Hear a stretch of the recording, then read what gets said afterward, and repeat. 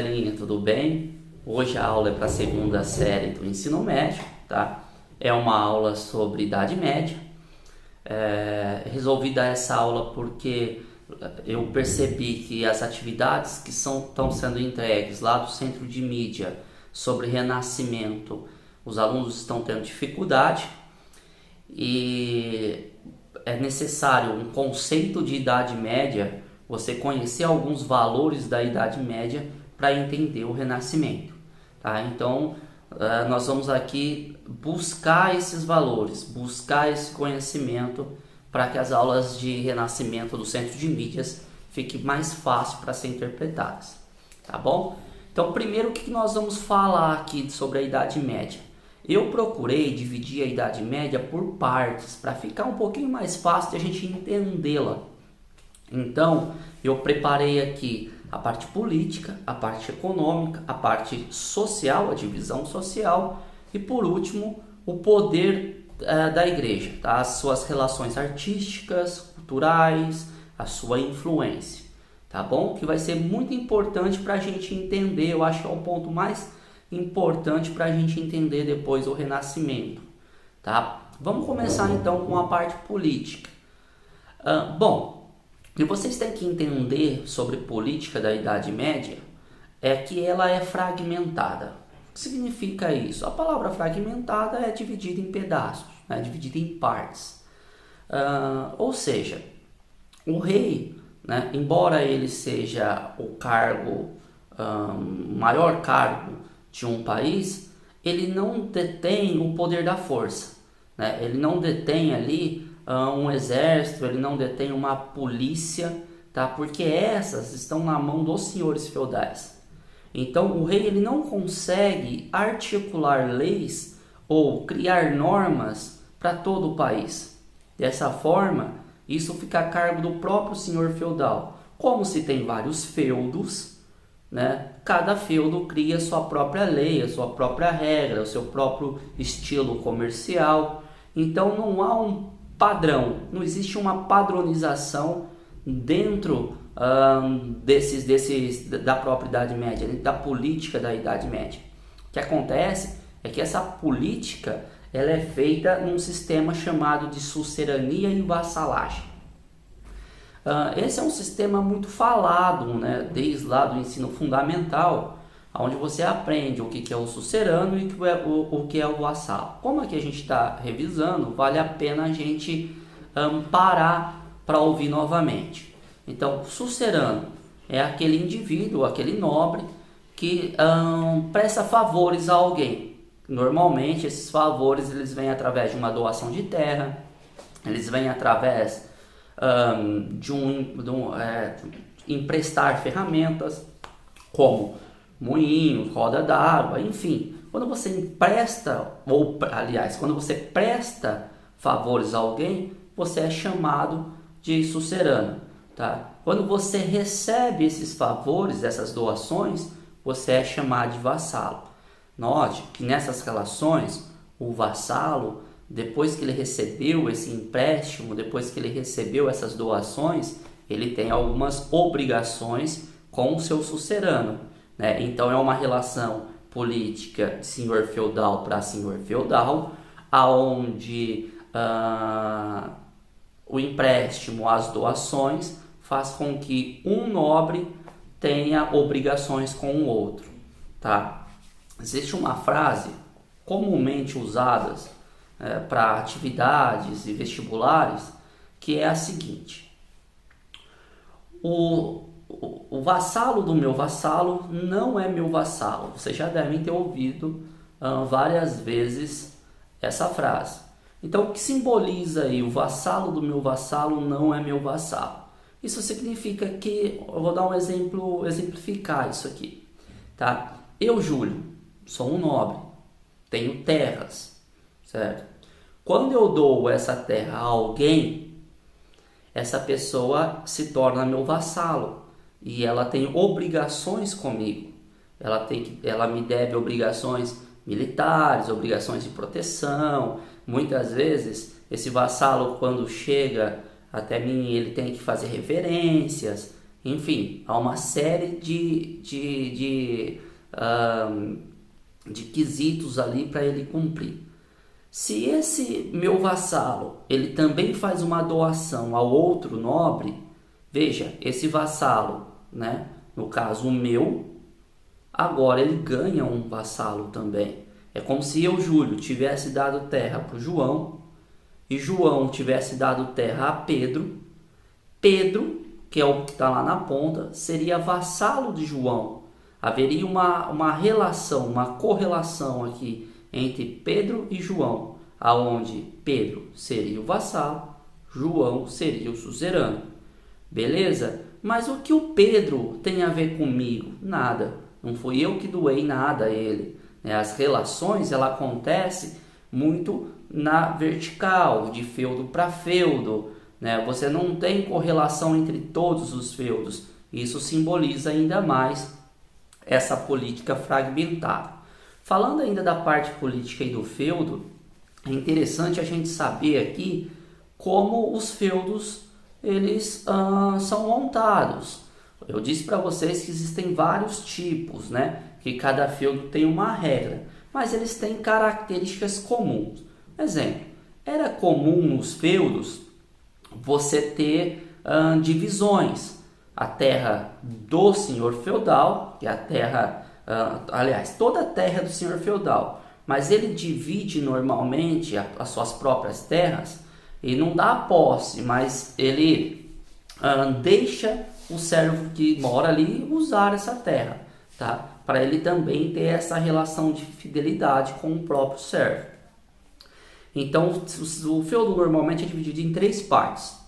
Nós temos o manso servil, que é a terra do senhor feudal, tá certo? Então, essa terra, tudo que for produzido ali, e quem vai produzir, quem vai trabalhar nessas terras são servos, e tudo que for produzido ali é do senhor feudal. Mas, professor, o servo trabalha e quem ganha é o senhor feudal? Sim, o servo mora no que é do senhor feudal, tá certo? Aí você tem o manso servil, que é a parte que o senhor feudal reserva para o servo, para que ele tire ali seu sustento. É uma parte pequena onde ele pode plantar para sustentar sua família, e tem a parte comunal, que são a parte em que ambos podem plantar. Normalmente essas áreas não são agricultáveis, são áreas de floresta, de mata. Lembra que tem a relação, é lógico, de feudo para feudo. Como eu falei, a política nos feudos ela é bem variável. Bom, normalmente quando você vê atividades, quando você vê lá questões, cai muito imagem de feudo para você analisar e diferenciar os feudos das cidades. Bom, isso não é uma tarefa difícil. Como que é a visão de um feudo? Vou tentar narrar ela aqui para vocês. Tá? Um feudo normalmente existe a propriedade do senhor feudal, que pode ser um castelo, nem sempre é, mas sempre é a melhor casa. Ela normalmente é cercada por muro, nem sempre é, mas na maior parte das vezes sim, cercada por muros, e os servos, eles moram ao redor dessa casa, não cercada. Um feudo ele não é cercado como um todo. Muita gente acha que o feudo ele é um sítio todo cercado por muros, aonde existe uma fortaleza impenetrável. Não, as cidades são muradas, tá? Cidades nessa época são muradas. Os feudos não. A parte murada ou protegida normalmente é a casa ou o castelo do senhor feudal. Tá? Então a moradia do senhor feudal, murada. O resto vive no campo, nas suas casinhas, principalmente no manso servil. Tá? Economia. Vamos falar um pouquinho sobre a economia agora, certo? A economia dentro de um feudo, ela é, da sua grande parte, agrícola, Nós estamos falando aqui que a Idade Média ela é um período restrito ao campo. Isso não significa que você não tem atividades na cidade, isso não significa que você não tem atividades comerciais, mas a maior parte da população ela vive no campo. tá? Eu vou falar aqui uma porcentagem que não está correta, porque eu não tenho uma base disso aí, mas acredito eu aí que em torno de uns 90% da população, até um pouco mais, vive nas áreas rurais, tá? E essa população, então, ela pratica agricultura, faz uma economia de subsistência, onde você planta só aquilo que você come, aquilo que sobra você pratica o escambo, que é a troca de produtos, e assim você vai sobrevivendo dentro dessas relações econômicas. Existem feudos que houve presença de moeda, assim como as moedas, elas existem na cidade. Toma cuidado em relação ao assunto da Idade Média. Quando você vê uma questão de Idade Média que coloca a Idade Média como algo único, desconfie dela. Normalmente ela está errada, tá? Então eu vou fazer uma prova. Eu tô lá, isso é uma dica, tá? Eu tô lá olhando a questão sobre Idade Média e de repente coloca assim: todos os servos, todos os feudos, não havia. Essa questão normalmente ela está equivocada, porque como eu falei, cada feudo ele tem uma política diferente.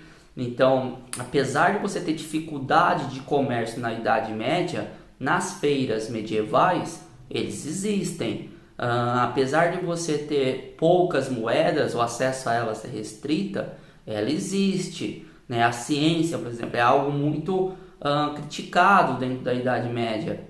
Alguns filósofos ali, né, depois vocês vão entender isso no Renascimento, eles pregam que a Idade Média é um local onde não há produção científica, né? Isso é uma bobagem. A gente sabe que há produção científica, né? Na verdade, o que você tem é uma retração dessa produção científica, mas o desenvolvimento científico ele continua, tá? Então, há uma menor produção científica? Sim, sem dúvida, mas ela não é inexistente, tá bom? Depois a gente vai conversar um pouquinho mais sobre essa visão da própria ciência lá no finalzinho da aula, para a gente falar sobre religião, tá bom? Então, por enquanto, o que eu quero que vocês entendam sobre economia? Então, economia ruralizada, trocas comerciais chamadas de escambo, dependência exclusivamente do universo rural, cidades e feiras comerciais existente, mas que não faz assim tanta força nessa economia, tá? É um mundo, um universo bem parado. Aliás, a Idade Média é marcada por esse ostracismo, né? Por esse marasmo, tá, beleza? Bom, agora nós vamos falar um pouquinho sobre a sociedade, tá? Como é essa sociedade medieval? A sociedade medieval ela é definida em 3 classes altamente reguladas, né? Vamos dizer assim. Você tem aí, lá no topo da pirâmide, o clero, que são os membros da igreja, né? Os membros da igreja aqui, que são chamados de clero, eles se dividem basicamente em 2 grupos. Presta atenção aí.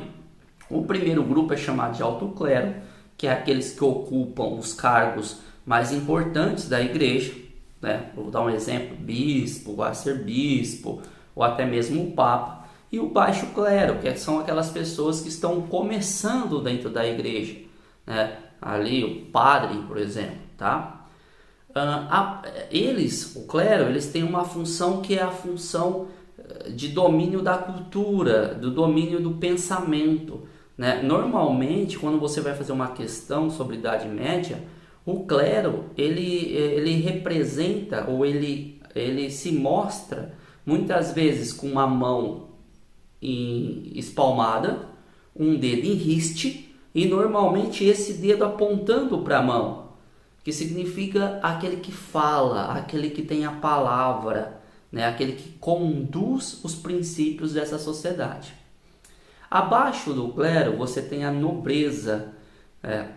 Os nobres, eles têm a força militar. É eles que detêm a proteção e a segurança dos feudos ou daquele país, uma vez que nós vimos que o rei ele não detém o poder do exército, ele não detém o poder da força, que ele detém são os nobres. Mas o rei também é um nobre, inclusive ele é o primeiro nobre, tá certo? Esses aparecem em atividades, em questões, vestidos de armadura, com espadas na mão, tudo aquilo que simboliza o militarismo desse período, né? Que é aquele militar montado num cavalo, de tantos filmes que a gente já viu. E por último, na última cadeia e social, nós temos os servos. A função deles é o labore, o labutare, o trabalhar, tá? Esse tem a função produtiva, tá certo? E normalmente eles são representados com uma ferramenta segurando, né? Então eles estão lá numa imagem, você vai ter um homem, né? Normalmente, ou uma mulher, vamos lá, uma representação de alguém falando, e aí você já logo pensa, esse é o clero, alguém sentado no trono, ou com uma espada na mão, ou com uma lança, ou com uma armadura, esse é um nobre, certo? E uma pessoa trabalhando, né? Ou com uma ferramenta, ou numa posição de submissão, né? Fazendo lá de repente uma roupa mais trapilha, esse aí então é o servo, tá bom? Então é assim que acontece as classes sociais. Essas classes sociais elas são marcadas pela restrita mobilidade social. Mais uma vez, é importante que você preste atenção nisso. Muitas pessoas dizem o seguinte, que na Idade Média não existe mudanças de classes sociais. Isso também é um mito, tá? Há sim mudanças de classe social, principalmente na Baixa Idade Média, que é o período onde a Idade Média ela está terminando, né? A Alta Idade Média é quando nós falamos aqui que é o ápice da Idade Média, e a Baixa Idade Média é o declínio. Quando você fala sobre mobilidade social, ela é raríssima, tá? Porque aqui há uma intencionalidade da ordem de nascimento, tá? Como a ideia da Idade Média, o pensamento é que o universo, é que as coisas são decididas por Deus, a gente vai ver isso daqui a pouco quando a gente falar do pensamento religioso, a ordem que você nasce, você permanece. Então, se você nasce servo, é porque Deus quis que você fosse servo. Se você nasce nobre, é porque Deus quis que você fosse nobre. E assim sucessivamente. Então, a mobilidade ali ela é quase nenhuma. Mas lembrando que dentro da Idade Média não existe um conceito definitivo. Então, há sim relatos, até prova científica de que muitos servos tenham mudado suas classes sociais. Então, fique atento a isso. Bom, agora nós chegamos no finalzinho da aula para falar um pouquinho sobre a questão da igreja, tá? A igreja ela é a instituição mais poderosa do feudalismo. Perceba que o rei, se você tem terras nesse momento da história, durante a Idade Média, você controla em todas as ações. Então, quem tem bastante terra é um sucerano muito importante, um nobre muito importante, um senhor feudal. A igreja ela tem terra em toda a Europa. Em toda a Europa ocidental, a igreja possui terras. Então, enquanto um rei ele tem terra em um único só país, a igreja tem terra em todos. Olha então o quanto que essa igreja ela, digamos assim, domina a economia. Então, a dona, né, ou a maior influenciadora econômica da Idade Média vai ser a Igreja Católica. E por consequência, se você tem muita terra, você tem muitos, isso aí, você tem bastante vassalos. Se você tem bastante vassalos, você tem influência sobre eles, automaticamente eles te devem favores, eles te devem proteção militar, então você tem um grande exército. Então a Igreja Católica ela domina o setor econômico, o setor político e o setor militar. Veja então que ela vai ser a dona, digamos assim, dessa Idade Média, tá? A dona soa até muito forte, mas é um termo, digamos, até bem subjetivo para essa questão, né? Então, veja, não poderia ser diferente que essa igreja ela vai influenciar a maneira de pensar dessa população. Você tem lá o teocentrismo, né, que é Deus no centro do mundo, do universo, né, onde todas as relações elas se devem a Deus. As classes sociais elas são praticamente imóveis porque é um plano divino, né? A arte, por exemplo, a arte, você vai ter dois estilos totalmente voltados para a religião, né? O primeiro é o estilo românico, né? Que é um estilo que vem lá ainda do Império Romano, né? Que mostra aqueles arcos, sabe? Quando você chega na porta e você vê um arco, né? Aquilo lá é uma prática da engenharia romana, paredes bem grossas, né? Aquela questão daquela é uma arte assim rústica, bruta, né? Essa é a arte românica. E depois você tem a arte gótica, né? Ainda na Idade Média, que esse é um período mais à frente da Idade Média. A arte gótica normalmente ela é simbolizada por vitrais, né? Você tem as torres em formato de ogiva, ela é assim, ó, no formato de um míssil, como se fosse uma ogiva, né? Que vai aí parece que vai decolar, inclusive, são igrejas mais altas, paredes mais finas e a presença, como eu disse agora há pouco, daqueles vitrais lindos, onde a luz ela entra pelo um lado, né, e clareia toda a igreja. E isso tem um simbolismo muito grande dentro da arte. É como se fosse assim, a luz, né, que entra pelos vitrais coloridos, daqueles imensos vitrais, ela representa o mundo espiritual, que é o mundo perfeito, né? E a terra, aonde foi iluminada pela luz, que antes era escura, ela representa o mundo imoral, o mundo imperfeito. Então, nós, seres humanos, nós somos imperfeitos, carregados de imperfeições, e cabe a nós somente tentar atingir aí o mundo material, o mundo espiritual, que é o mundo perfeito. Veja só como essas teorias são fortes dentro da Idade Média, e ela vai determinar a produção científica que são feitas através, muitas vezes, pelo pensamento divino, né, utilizando aí a falta de experimentação, somente a palavra de uma pessoa que está lá dentro do clero muitas vezes basta, né, para provar que aquele fato foi verdade. E uma sociedade muito parada, onde ainda pensa que a Terra é plana, onde pensa em que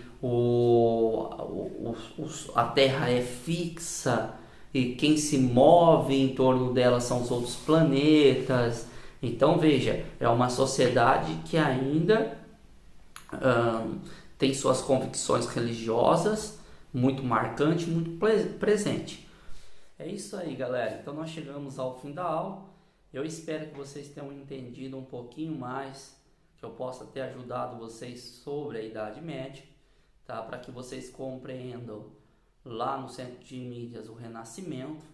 Depois eu coloco as atividades para vocês e mando os exercícios, tanto de Idade Média quanto de Renascimento. Tá bom? Um beijão, fica com Deus, um abraço e bons estudos.